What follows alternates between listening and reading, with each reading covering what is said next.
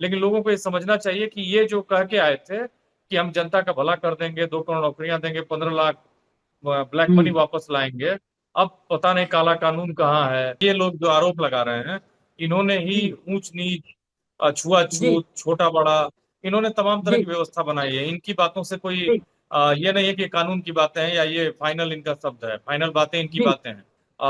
खैर शुक्र है कि वो गोली किसी को लगी नहीं, हवा में फायरिंग हुई। तो आपको जवाब तो देना होगा कि किन परिस्थितियों में हुआ, क्योंकि इन्होंने शुरुआत में खुद नकारा। नमस्कार, मैं नवीन कुमार नंदन, आप देख रहे हैं वाम सेफ न्यूज। समाजवादी पार्टी के मुखिया अखिलेश यादव ने 7 करोड़ रुपए की चोरी का आरोप, मतलब चढ़ावा जो था उसे गायब होने की बात समाजवादी पार्टी के प्रमुख अखिलेश यादव ने कही है। उसके बाद से लेकर के अब तक लगातार राजनीति गर्म हो रही है। अखिलेश यादव यहां तक कहते हैं अदालत को स्वतः संज्ञान लेना चाहिए। और वहीं दूसरी बड़ी खबर बिहार से है। बिहार में साफ तौर पर देखा जा रहा है कि खान सर फरार चल रहे हैं। तमाम मीडिया रिपोर्ट में दावा किया जा रहा है कि खान सर जो है उनको गिरफ्तार करने के लिए पुलिस धर पकड़ अभियान चला रही है। इन्हीं तुम मुद्दों बातचीत करूंगा। मेरे साथ डॉक्टर संदीप यादव जुड़े हैं। सर, क्या कहेंगे आप? ये राम मंदिर में क्या हो गया? भगवान के घर में चोरी? बिल्कुल, ये बहुत ही सनसनीखेज मामला है और बहुत ही स्तब्ध कर देने वाला पूरा मामला है। क्योंकि जो बातें निकल के आ रही हैं, तो इसमें दिक्कत ये है कि एक्चुअली राम मंदिर ट्रस्ट पे बहुत सारे आरोप लगते रहे हैं।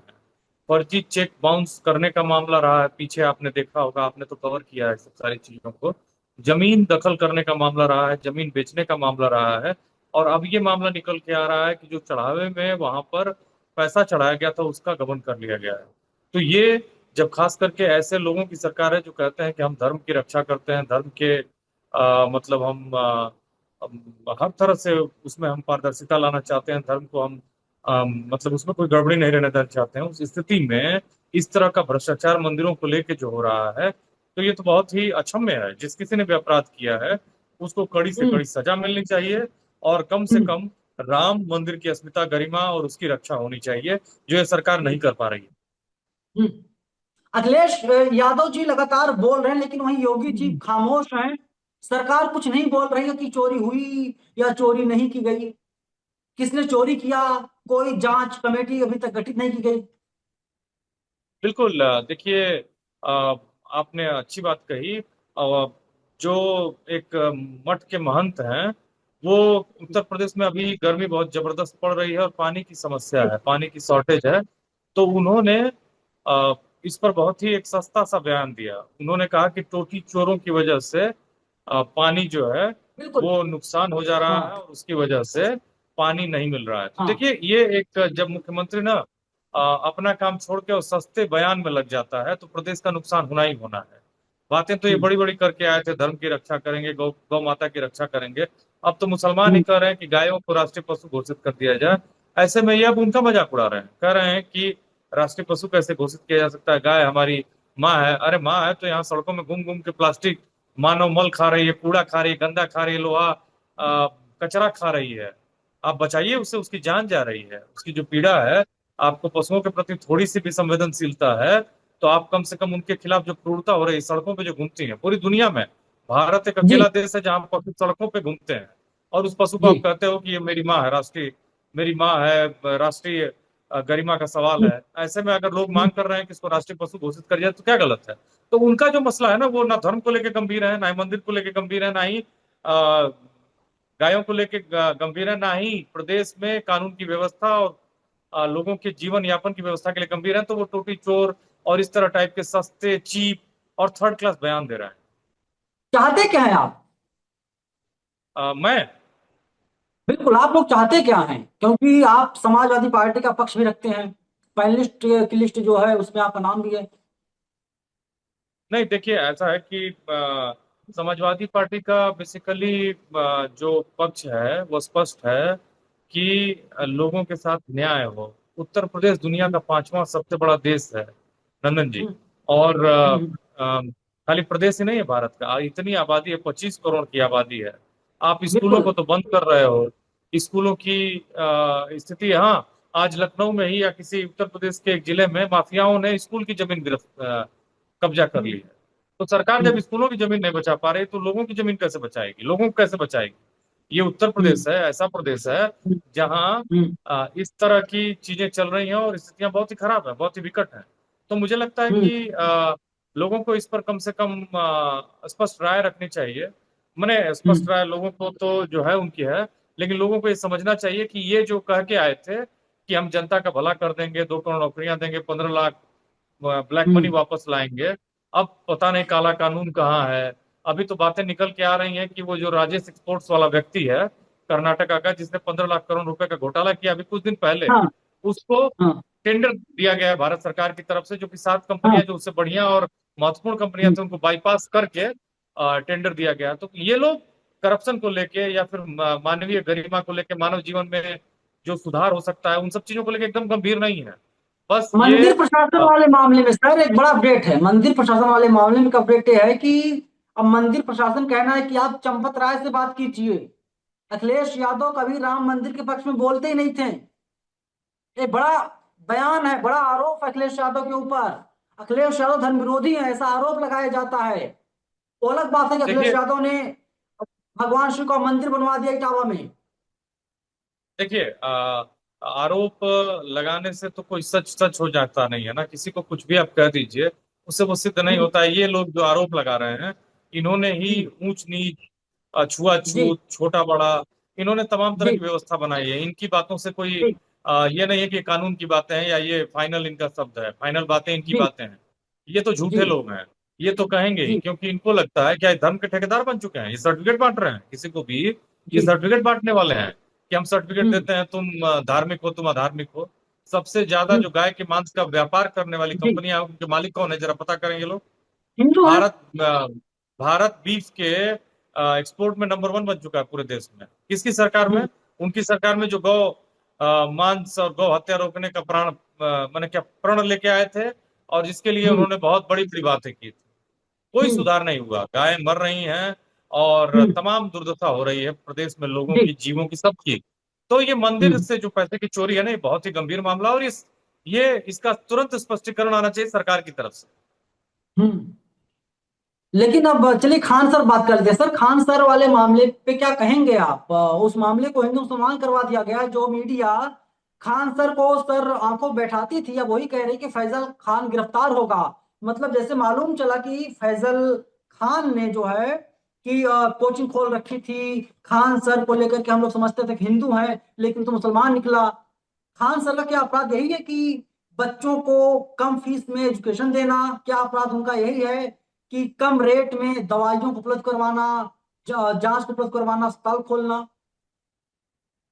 देखिए फैजल खान के ऊपर आरोप लगा है। वो हाँ, कोविड के दौरान वो पॉपुलर हुए जब एक बिल्कुल, तरह से भारत में पढ़ाई की व्यवस्था जो है ठप हो चुकी थी। हम्म, लोग एक दूसरे के कांटेक्ट में नहीं आ सकते थे, स्कूल बंद थे, तो ऑनलाइन कोचिंग का मामला तेजी से बढ़ा, और उस दौरान क्या हुआ कि बच्चे उनसे हम्म, जुड़ते गए और ऑनलाइन प्लेटफॉर्म जो है वो एक फिजिकल कोचिंग के रूप में कन्वर्ट हो हम्म, गई, और वो पटना के कदम कुआं में एरिया में स्थित है। और वहां पर उनकी कोचिंग के ऊपर ऐसा कहा जा रहा था, पहले तो खान सर मतलब फैसल खान ने ये कहा कि हमारी कोचिंग पर जो विपक्षी कोचिंग है जिसमें ज्ञान बिंदु जी, कोचिंग के मालिक रोशन जी, और एक और रोशन आनंद और एक और व्यक्ति का नाम लेके उन्होंने कहा कि इन हम्म, लोगों ने हमला हम्म, करवाया, लेकिन बाद में वीडियो फुटेज देखा गया तो इनके हम्म, गार्ड्स ने खुद हमला किया था, मतलब गोलीबारी की थी। तो जब ये हम्म, पूछा गया तो इन्होंने ये कहा कि भाई जब हमारे ऊपर ऊपर हमला हो रहा था तो हमने सेल्फ डिफेंस में ये सब बातें कही कि आप कम से कम हम्म, फायरिंग करो ताकि लोग यहाँ से चले जाएं, मेरी कोचिंग में तोड़फोड़ हो रही थी। उधर ज्ञान बिल्कुल, बिंदु के जो मालिक हैं उन्होंने साफ साफ कहा है कि हम्म, कोचिंग बेसिकली कोचिंग का जो पर जो हमला है वो हमने नहीं करा है, हम इसमें इन्वॉल्व नहीं है, उनको गिरफ्तार कर लिया गया, उनसे पूछताछ की जा रही है। अब शायद हम्म, आज का डेवलपमेंट ये है कि फैसल खान को भी जांच के लिए बुलाया जा रहा है। इन्होंने अपनी हम्म, एंटिसिपेटरी बेल लगा दी है, और उसमें उनको हम्म, बेल मिली है कि नहीं मैं नहीं जानता हूँ। कई लोग तो सोशल हम्म। मीडिया पे लिख रहे हैं कि वो फरार है, नहीं, गिरफ्तारी आज से बचने संडे के लिए है फरार। तो आज बेल मिलने कोई सवाल नहीं पैदा होता। आज संडे है सर। आज संडे है तो आज बेल मिलने का कोई हाँ, सवाल नहीं है। तो ऐसे हम्म, में वो गिरफ्तार तो अभी नहीं हुए हैं, लेकिन उनसे पुलिस गिरफ्तारी भी होगी। क्योंकि उनकी तरफ से भी गोली चलाई गई है। अगर दूसरी तरफ से हमला हुआ था तो गोली हाँ हवा में फायरिंग की गई है, सच है। उनके दोनों गार्ड्स, उनका नाम मैं भूल रहा हूँ, दोनों ने स्वीकार किया कि हमने गोली चलाई है। और ये खान सर ने भी बाद में कहा कि हाँ। मैंने कहा था कि चल डिफेंस में आप इसको करिए। तो विवाद ये लेकिन है। उनका, और जी, जी जी जी, बात कंप्लीट कीजिए सर अपनी। हाँ, यही विवाद है अभी तो।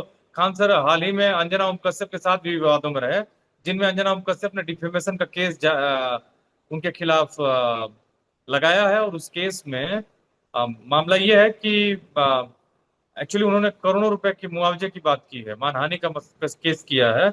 और 6-7 लोगों ने जो उनके खिलाफ वीडियो बनाए थे, जहां उन्होंने इन लोगों को खुद ऑनलाइन टीचर्स को शिक्षा माफिया बताया था। और इनके खिलाफ मतलब एक तरह से इनको दो कौड़ी का कहा था, कौड़ी का कहा था, दो कौड़ी नहीं कहा था, कौड़ी की बात की थी। तो उसके बाद ऑनलाइन शिक्षकों ने अपना प्रतिरोध दर्ज करने के लिए वीडियोस बनाए इनके खिलाफ और बताया कि ये अपना काम कितनी ईमानदारी से करती हैं और हम माफिया कैसे हुए। हम तो शिक्षा दे रहे हैं ऑनलाइन और उसका हम टैक्स भरते हैं, तो हम माफिया कैसे हुए, हम गलत कैसे हुए। हम तो भारत की शिक्षा व्यवस्था में जो गैप है उसको भर रहे हैं। और हम्म। ये एक मीडिया पर्सनालिटी के रूप में अपना क्या काम कर रही है। तो ये सब विवाद है लगातार। खान मतलब फैसल खान विवादों में है। और उनकी कोचिंग जो एक ऑनलाइन कोचिंग से फिजिकल कोचिंग बन चुकी है, उसने खूब लाभ भी कमाया है। और रही बात, फ्री में नहीं पढ़ाते हैं, उनके पैसे, उनका पैसा दूसरे कोचिंग्स की तुलना में कम हो सकता हो, लेकिन उनकी पॉपुलैरिटी है, संख्या ज्यादा है, तो उनकी जो टर्नओवर है वो भी बहुत अच्छा खासा है। और उसी पैसे से उन्होंने चैरिटेबल हॉस्पिटल भी खोला है। इसमें कोई दो राय नहीं है। और ये कोई मतलब ये एक महत्वपूर्ण बात है। तो उन्होंने अपनी एक सोशल रिस्पॉन्सिबिलिटी दिखाते हुए हॉस्पिटल खोला है और वो चला रहे हैं, लेकिन जहाँ गरीब लोगों का कम पैसे में इलाज होता है। जी, उनका कहना यह है कि ये जो बंदूक है, जो भी उनके गनर हैं, जो भी सिक्योरिटी गार्ड्स हैं, क्या वे लोग जो बंदूक लिए हुए हैं, क्या उससे वे लोग क्या करेंगे? मतलब दिखावे के लिए लिए हुए हैं। अगर कोई अटैक करेगा तो जाहिर सी बात है, हवा हम लोग फायरिंग करेंगे। हमने फायर करवाया, फायर किया, लेकिन कोई हताहत नहीं हुआ, कोई घायल नहीं हुआ, हवाई फायरिंग हुई है। दिक्कत कहाँ है? उनको नहीं फंसाया जा देखिए, रहा है। देखिए कदम कुआं का जो इलाका है हम्म। वो बेसिकली बहुत ही भीड़ भाड़ आबादी वाला इलाका है पटना का। जी और ऐसे में अगर जी। आप वहां पे फायरिंग कर देते हैं तो समस्या और संकट ये है कि किसी को गोली लग जाती है और उसकी जान चली जाती है। तो संकट यहाँ हम्म होता ना कि उसकी जान कौन वापस लाता, कोई ले आता। हम्म खान ग्लोबल हम्म स्टडीज जो कोचिंग का नाम है इनके, फैसल खान के, क्या वो वापस लाती है? क्या कंपनसेट कर सकती है वो किसी की जिंदगी? नहीं कर सकती है। तो ऐसी स्थिति में आपको कोचिंग को तोड़ा जा रहा था, आप पुलिस को बुलाते, रिपोर्ट करते, आप कानून को हाथ में क्यों ले रहे थे? तो ये गड़बड़ी तो हुई है, गलती हुई है। खैर शुक्र है कि वो गोली किसी को लगी नहीं, हवा में फायरिंग हुई। तो आपको जवाब तो देना होगा कि किन परिस्थितियों में हुआ, क्योंकि इन्होंने शुरुआत में खुद नकारा कि गोली हमारी तरफ से नहीं चली है। बाद में पता चला कि इनकी तरफ से भी चली है। तो झूठ तो बोल रहे हैं ये, इतना स्पष्ट हुआ कि हम्म झूठ बोल रहे हैं। एक झूठ बोला है या 100 झूठ बोला है? झूठ अगर किसी ने बोला है, बोलने की आदत है, तो वो कितना बोल सकता है, ये तो हम्म न्याय और कानून तय करेगा। जब पूछताछ होगी, जब वो आगे बढ़ेगा, तो मामला निकल के आएगा। लेकिन एक बात स्पष्ट हो गई थी, जब पहली बार उन्होंने कहा था कि गोली हमारी तरफ से नहीं चलाई गई और बाद में उसका हम्म खंडन किया, तो पता चल गया कि ये भी हम्म साफ नहीं हम्म है और कहीं ना कहीं बहुत सारी चीजें ये छुपा रहे हैं। इनका इन्वॉल्वमेंट है और वो किस लेवल पर है, ये चीजें निकल कर आएंगी। अगर ज्ञान बिंदु के कोचिंग के मालिक हम्म रिस्पॉन्सिबल है, उनको कड़ी से कड़ी सजा मिलनी चाहिए। अगर फैसल हम्म खान इन्वॉल्व है, उनको भी कड़ी से कड़ी सजा मिलना चाहिए। मामला ये है कि न्याय स्थापित होना चाहिए, न्याय होना चाहिए। कोई भी गड़बड़ी हो, हम्म कानून से ऊपर नहीं हो सकता है। ये बिहार सरकार को कम से कम तय करना चाहिए।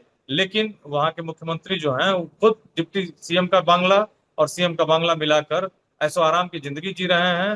भाषण तो बहुत देते हैं, लेकिन काम जमीन पर कुछ नहीं हो रहा। सर, लेकिन एक दलील अदालत में खान सर की तरफ से रखी जा सकती है कि कोई व्यक्ति कहे कि मैं रोड पर निकला था और अगर मैं थोड़ा सा आगे नहीं बढ़ता तो गाड़ी वाला आकर के मुझे टक्कर मार देता और मेरी मौत हो जाती। तो उसमें कहा जा सकता है कि जब कोई हैपनिंग हुई ही नहीं, कोई डेवलपमेंट है ही नहीं, तो केस कोई बनता ही नहीं है और वे लोग सेल्फ डिफेंस की बात भी कर सकते हैं। दो चीज बहुत नहीं, इंपॉर्टेंट है। बिल्कुल, बिल्कुल नहीं, मैं आपकी बात विदाउट से सहमत। एक्सीडेंट के एफआईआर नहीं रजिस्टर्ड की जाएगी एक्सीडेंट में। बिल्कुल। लेकिन वहां पर एक महत्वपूर्ण मुद्दा है जिसकी तरफ मैंने आपको इशारा किया, बताया कि जी। यही इसी बात को उन्होंने माना ही नहीं था, शुरू में नकारा, झूठ बोला था। हम्म। यही बात वो हम्म। शुरू से बोलते तो स्पष्ट होता हम्म। कि वो ईमानदार है और सच्चे हैं, स्पष्टता के साथ हम्म। अपनी बात रखे हैं। शुरू में उन्होंने इस बात को छुपाया, और फिर हम्म। जब वीडियो फुटेज आए तब उन्होंने इसको स्वीकार किया। तो ये हम्म। जो बात है ना, कि शुरू में आप कुछ और कहिए, फिर बाद में चीजें आपके सामने रखी जाएं। जैसे क्रिमिनल्स को बुला के पूछताछ की जाती है, तो वो शुरू में कहते हैं हम्म। कि नहीं मैंने तो किया ही नहीं है, तो फिर उनको बताया जाता है कि ये देखिए कि आप वीडियो फुटेज में चाकू लेके जाते हुए दिखे हैं और उस घर से बाहर निकलते हुए दिखे हैं। हाँ मैं गया था। वो बाद में कहते हैं हाँ मैं गया था।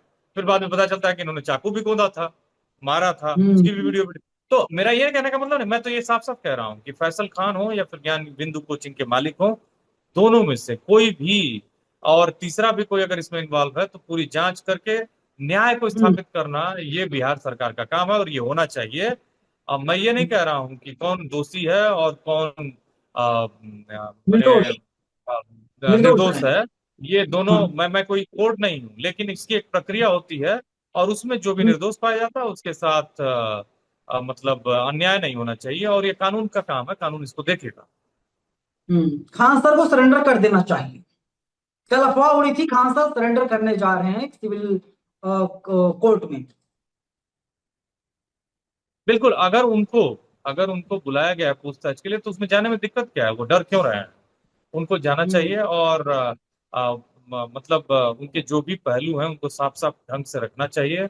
अगर वो नहीं जा रहे हैं, कुछ गड़बड़ियां हैं, हम्म। तो मामला ये संदिग्ध बनता है। ऐसी स्थिति में उनको संदिग्ध नहीं बनाते हुए सामने से जाके अपना जवाब दाखिल कराना चाहिए कोर्ट। पुलिस वैसे भी उनसे कोई गिरफ्तारी नहीं है, ये उनसे पूछताछ के लिए उनको बुला रही है, और बिल्कुल। पूछताछ करेगी। अगर उसमें उसको कुछ संदिग्ध लगेगा तो वो उनको रोकेगी, और हम्म। फिर वो जो इन्वेस्टिगेशन ऑफिसर है वो अपनी रिपोर्ट जमा करेंगे, फिर मामला है, कोर्ट है, पूरी सिस्टम है इस देश में, उसके हिसाब से न्याय होगा। उनको इतना भयभीत होने की जरूरत नहीं है। तो जो वो ये फरारी का मामला आ रहा है सामने, ऐसा होना नहीं चाहिए।